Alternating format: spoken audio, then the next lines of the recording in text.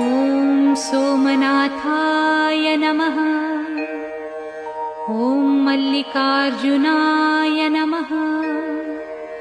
ॐ महाकालेश्वराय नमः। ॐ ओंकारेश्वराय नमः। ॐ वैद्यनाथाय नमः। ॐ भीमशंकराय नमः। ॐ रामेश्वराय नमः। ॐ नागेश्वराय नमः। ॐ विश्वेश्वराय नमः। ॐ त्र्यंबकेश्वराय नमः। ॐ केदारेश्वराय नमः।